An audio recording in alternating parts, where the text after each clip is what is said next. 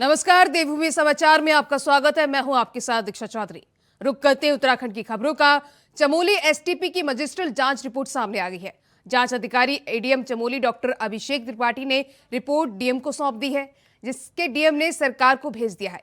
Report के मुताबिक STP plant की विद्युत व्यवस्था अनुबंध और विद्युत सुरक्षा के मानकों के अनुरूप नहीं थे। अनुबंधित फर्म की तरफ से किए गए कार्यों की समीक्षा का अभाव बताया गया है। इसके अलावा रिपोर्ट में जल संस्थान और विद्युत विभाग के कर्मियों के बीच कोऑर्डिनेशन की कमी की बात भी रिपोर्ट में सामने आई है। वहीं दुर्घटना की तीव्रता बढ़ने के कारण एसटीबी प्लांट पर पहुंचने वाले रास्ते का सकरा होना बताया गया है। साथ ही ज्वाइंट वेंचर फर्म की बड़ी लापरवाही और अव्यवस्था बताई जा रही है। रिपोर्ट में जांच अधिकारी ने ज्वाइंट वेंचर कंपनी के अनुबंध को रद्द करने की सिफारिश की है। साथ ही राज्य में ब्लैक लिस्ट भी की जाने की सिफारिश की गई है। इसके साथ ही सीवरेज ट्रीटमेंट प्लांटों के ऑपरेशन और मेंटेनेंस पर आने वाले खर्च मरम्मत को ज्वाइंट वेंचर फर्म से वसूलने की भी सिफारिश की गई है।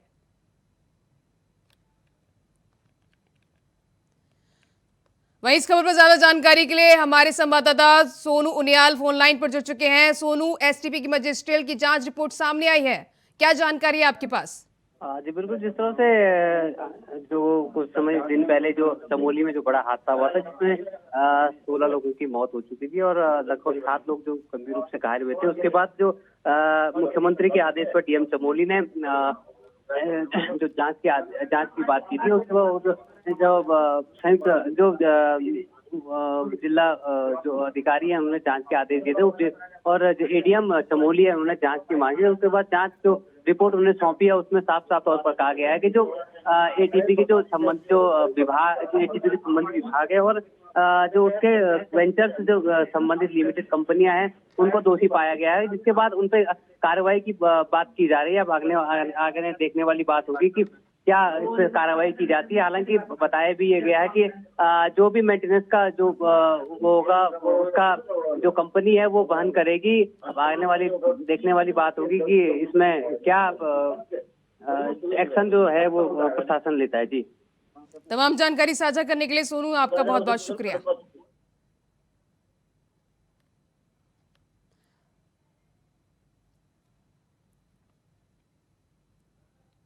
उत्तराखंड कांग्रेस इन दिनों जहां चुनाव के लिए अपने संगठन को मजबूत करने में जुटी हुई है, तो वहीं दूसरी तरफ पार्टी के उन गद्दारों के खिलाफ भी अनुशासन का डंडा चलाने का काम कर रही है, जो पार्टी हित में कम और पार्टी को नुकसान पहुंचाने में ज्यादा सहयोग प्रदान कर रहे हैं। कांग्रेस प्रदेश अध्यक्ष के चर्चित बयानों को दूसरे तक पहुंचाने वाले नेताओं को पार्टी में खोजबीन शुरू हो चुकी है, जिसे कांग्रेस में सफाई अभियान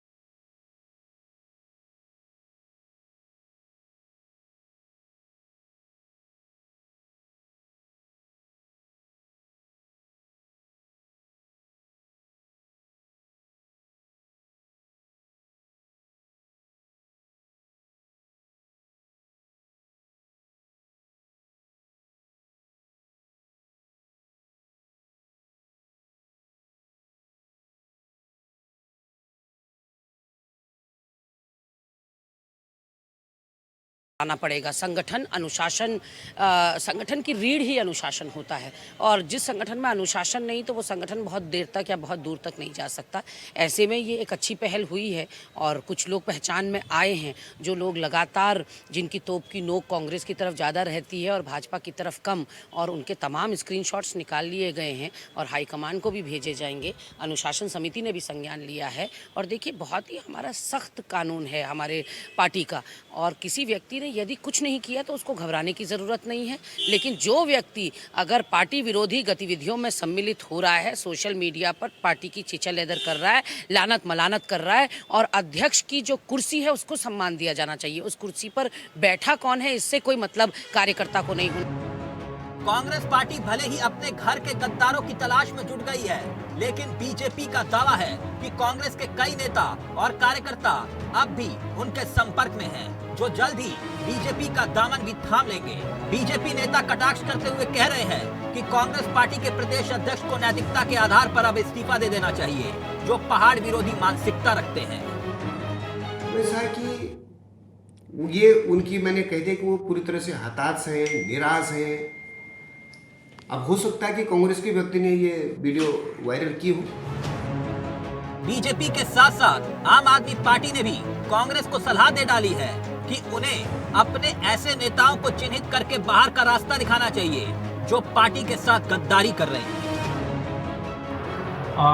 ये जो बयानबाजी कांग्रेस के भीतर पुनः एक तरह से कलेश दिखाई दे रहा है, जिसमें कुछ उनके जो धड़ों में बटे हुए नेता हैं, उनका ये कहना है कि वो अपने ही जो कांग्रेस के लीडर हैं उन पर जो प्रश्न चिन्ह लगा रहे हैं।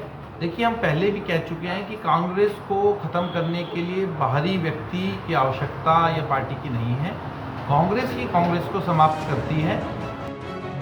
उत्तराखंड में कांग्रेस पार्टी चुनाव से पहले अपने संगठन को मजबूत करने के लिए जी जान से जुट चुकी है, कई कार्यक्रम कर रही है, लेकिन इसी दौरान पार्टी नेताओं के वायरल होते वीडियो उनके लिए टेंशन का सबब बने हुए हैं।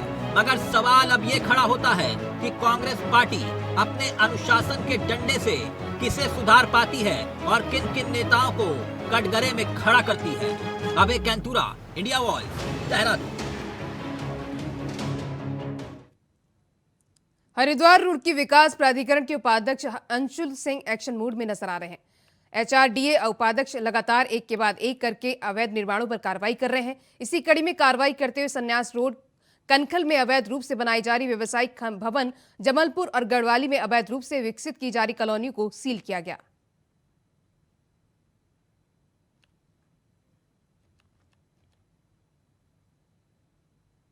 खबर देहरादून से, जहां 2024 के लोकसभा चुनाव को लेकर भाजपा ने कमर कस ली है।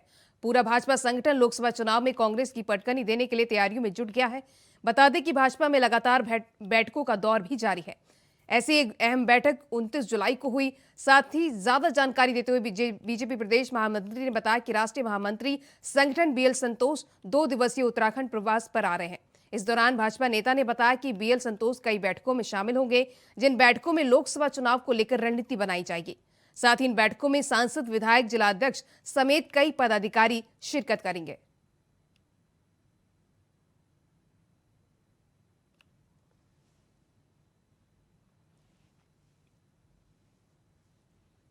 भारतीय जनता पार्टी के राष्ट्रीय महामंत्री संगठन आदरणीय बीएल संतोष जी का 2 दिवसीय दौरा उत्तराखंड में है।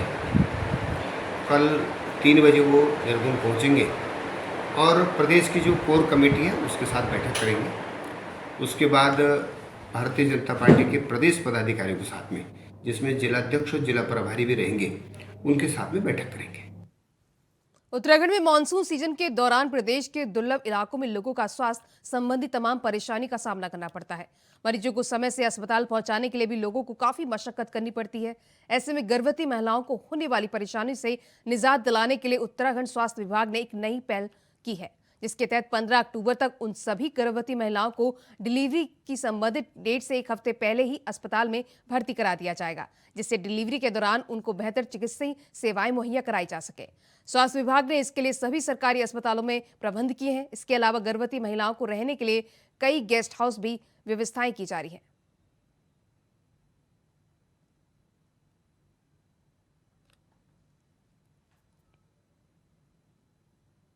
में जुलाई के महीने, अगस्त के महीने और सितंबर के महीने और लगभग 15 अक्टूबर तक हमारे राज्य में हर जिले में कहीं ना कहीं अत्यधिक बारिशें भी होती हैं, आपदाएं भी आ जाती हैं। कई बार सड़कें टूट जाती हैं, कई बार जो है भूस्खलन हो जाता है।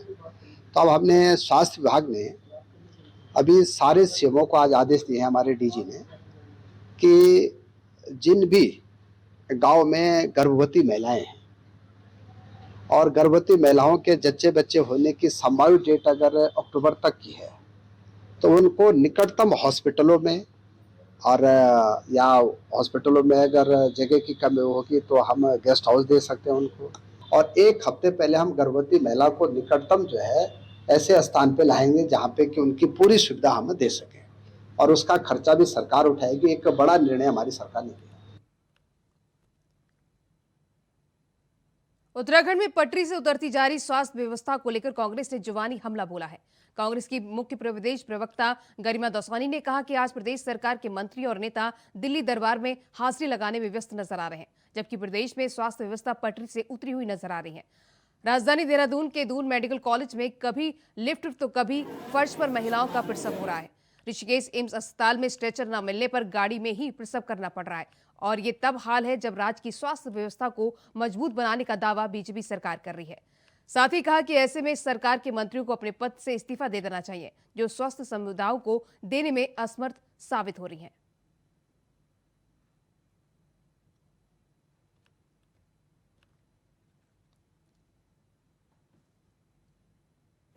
देखिए, एक वीडियो वायरल हो रही है दून चिकित्सालय देहरादून की, जहां 4 लोगों को एक बेड पर रखा गया है, यानी कि 2 जच्चा और 2 बच्चा। क्या इस चीज के लिए महिलाओं ने प्रचंड बहुमत और डबल इंजन की सरकार आपको दी थी कि आप एक बेड देंगे 4 लोगों को? आज देहरादून चिकित्सालय में एक और घटना हुई कि लिफ्ट के पास ही एक महिला ने प्रसव कर दिया। आज ही समाचार पत्रों के माध्यम से ये संज्ञान में आया कि एम्स ऋषिकेश के इमरजेंसी में स्ट्रेचर उपलब्ध नहीं था, तो महिला को कार में प्रसव करना पड़ा। आज स्वास्थ्य सेवाएं बुरी तरह से लचर स्थिति में पहुंच गई हैं, लेकिन मंत्रियों को क्या, उनको तो दिल्ली परिक्रमा से फुर्सत नहीं। जोशीमठ विश्व धरोहर फूलों की घाटी रंग बिरंगे फूलों से महकी घाटी भी देर से खिले, लेकिन अब घाटी में 150 से अधिक प्रजाति के फूल खिले। वैली ऑफ फ्लावर में इस वर्ष अभी तक 4,957 पर्यटक पहुंचे, जिसमें 90 विदेशी पर्यटक शामिल। विभाग को अभी तक पर्यटकों से 7,33,000 की आय प्राप्त हुई है। बरसात और हाईवे बंद होने के कारण पर्यटकों की संख्या में गिरावट आई है।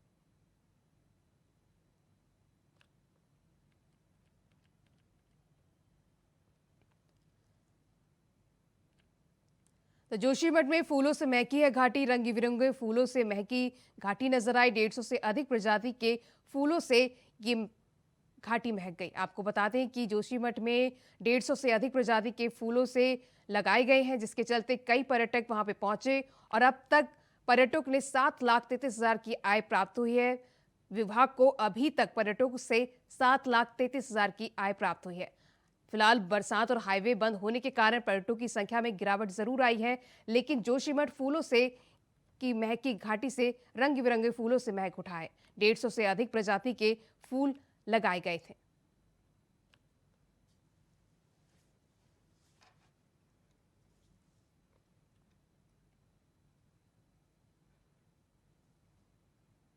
रामनगर के कॉर्बेट नेशनल पार्क में विश्व बाघ दिवस मनाया जा रहा है, तो वहीं दूसरी ओर कॉर्बेट पार्क के अंतर्गत सदले पुल के नीचे नदी में एक बाघिन का शव पड़ा मिला, जहां शव मिलने से हड़कंप मच गया।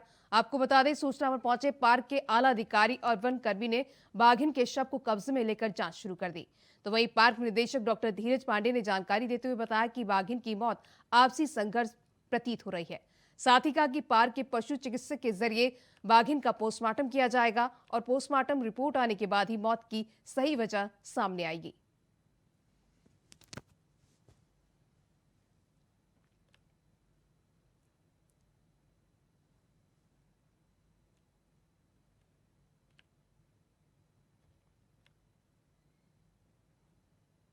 खबर देहरादून से, जहां बाघों की संख्या के आंकड़े आज जारी होंगे।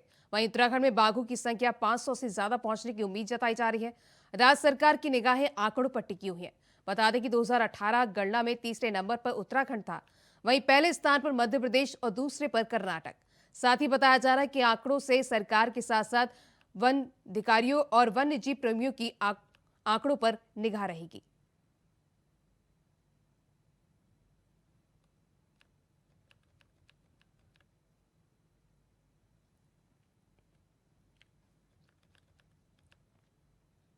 पहाड़ों की रानी मसूरी में हाथीपांव रोड पर शनिवार सुबह अचानक से एक विशाल पेड़ गिरने से रोड बंद हो गया, जहां पेड़ गिरने से मार्ग के दोनों ओर वाहनों की लंबी कतार लग गई और लोगों को परेशानी का सामना करना पड़ा।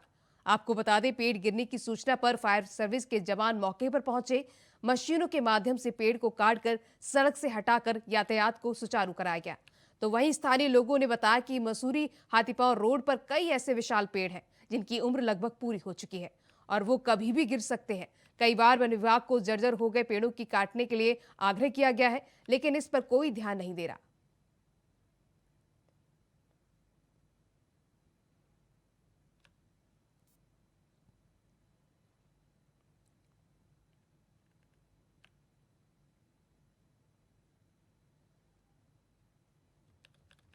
खबर देहरादून से, जहां 3 अगस्त को उत्तराखंड में कैबिनेट बैठक प्रस्तावित है, जिसमें सरकार कई लाभकारी प्रस्ताव प्रदेश की जनता के लिए पारित कर सकती है। वहीं कांग्रेस ने अंकिता मर्डर केस में सीबीआई जांच, प्रदेश के विकास, बेरोजगारी, महंगाई जैसे मुद्दों पर प्रस्ताव पास करने की मांग की है। इसी दौरान कांग्रेस प्रदेश प्रवक्ता शीशपाल सिंह बिष्ट ने कहा कि केंद्र सरकार के विकास का डबल इंजन सहित कई जनहित कार्यों पर सरकार मौन है, जिस पर सरकार को सोच विचार करके बेहतर रणनीति बनाकर कोई प्रस्ताव विकास, रोजगार और प्रदेश की जनता के लिए लाभकारी लाना चाहिए।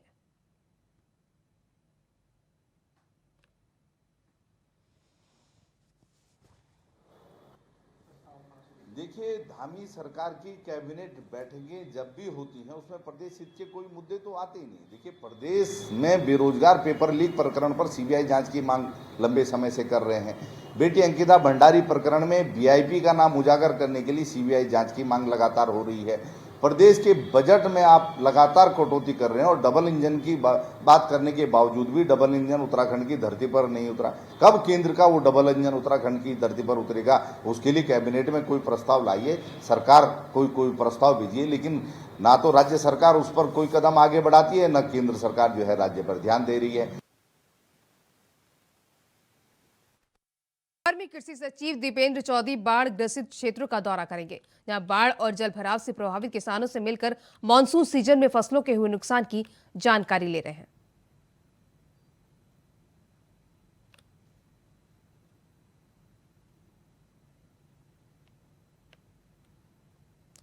तो कृषि सचिव दीपेंद्र चौधरी ने हरिद्वार का दौरा किया। इस दौरान बाढ़ जल भराव से प्रभावित किसानों से उन्होंने मुलाकात की।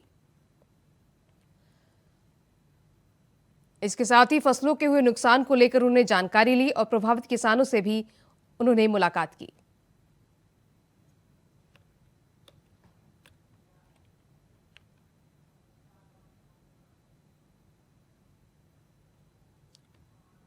बीजेपी के प्रदेश मीडिया प्रभारी मनवीर चौहान ने एक बार फिर कांग्रेस पर जुबानी हमला बोलते हुए कहा कि कांग्रेस के नेता चाहे राष्ट्रीय स्तर पर हो या प्रदेश स्तर पर, दोनों ही जगहों पर देश के खिलाफ बयानबाजी और जन कल्याणकारी नीतियों के खिलाफ दुष्प्रचार कर रहे हैं।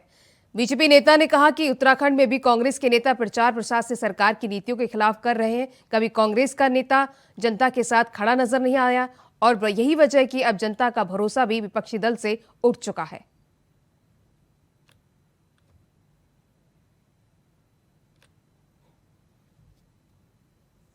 देश के अंदर षड्यंत्र करने का काम कांग्रेस कर रही है। प्रदेश के अंदर जो अच्छे कार्य आदरणीय मुख्यमंत्री पुष्कर सिंह धामी जी के नेतृत्व में हो रहे हैं, उनके खिलाफ जनता में अनर्गल बयानबाजी करना और युवाओं को भड़काने का काम करना और षड्यंत्र रच करके लोगों को उस षड्यंत्र में शामिल करके सरकार के खिलाफ माहौल बनाने का काम कांग्रेस पार्टी कर रही है, कांग्रेस के नेता कर रहे हैं। देहरादून के थाना पटेल नगर क्षेत्र में गुरुवार की शाम को कॉलेज जा रहे युवक पर कॉलेज के बाहर ही करीब 15 से 20 दबंगों ने धारदार हथियार से जानलेवा हमला कर दिया, जिससे युवक बुरी तरह से घायल हो गया। इस घटना में युवक के सिर और चेहरे पर गंभीर चोटें आई हैं। घायल युवक को नजदीकी अस्पताल में भर्ती कराया गया, जहां उसका इलाज किया जा रहा है। बताया जा रहा है कि पीड़ित युवक ने 3 साल पहले विशेष समुदाय को लेकर सोशल मीडिया पर एक पोस्ट किया था, जिससे नाराज विशेष समुदाय के युवकों ने मौके की तलाश में अब पीड़ित अमन को अपना निशाना बनाया है। घटना की जानकारी मिलने के बाद अस्पताल में हिंदू संगठन के भी कई युवाओं ने आरोपियों की धरपकड़ के लिए हंगामा किया, जिसे वहां मौजूद पुलिस ने वह मुश्किल शांत कराया।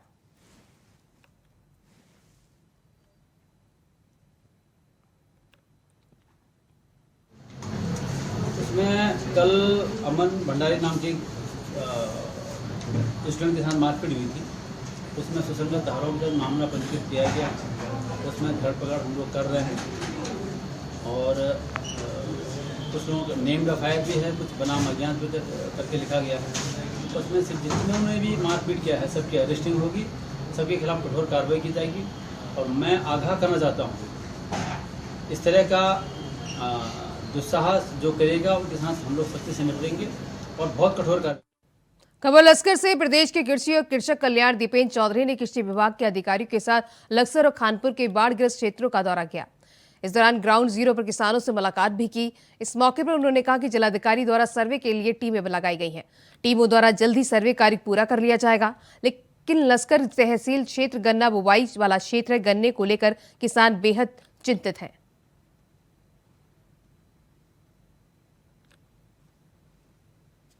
नुकसान जो हुआ है हरिद्वार में वो प्रमुखतः तुम्हारा लक्सर, खानपुर और सदर का कुछ पोर्शन है। इसी तरीके से कुछ क्षेत्र भगवानपुर और रुड़की भी प्रभावित हुए हैं। यहाँ पे डीएम द्वारा तुम्हारी सर्वे की टीमें बना दी गई हैं। आज मैं लगभग 21 गाँव में गया, काश्तकारों से बातचीत करी। जो सर्वे का नुकसान है वो तो हमारी सर्वे टीम खेत खेत में जा कर के उसका आकलन करेगी और काम चल रहा है। लेकिन क्योंकि ये गन्ना बुआई वाला क्षेत्र है तो गन्ने को लेकर के लोग ज़्यादा चिंतित हैं। सबसे बड़ी समस्या यह है कि उनका ये कहना है कि इस बार अगर हम गन्ने की सप्लाई नहीं कर पाते हैं तो हमारा बेसिक कोटा प्रभावित होगा। उसके लिए हम गन्ना आयुक्त को लिखेंगे कि जो विगत 2 वर्षों की जो सप्लाई ये काउंट करते हैं तो इस वर्ष को छोड़ करके जो पुराने 2 वर्ष हैं ये मैं संस्तुति करूँगा कि बेसिक कोटे इनका प्रभावित ना हो। तो फिलहाल देवभूमि समाचार में बस इतना ही। खबरें लगातार जारी हैं। नमस्कार।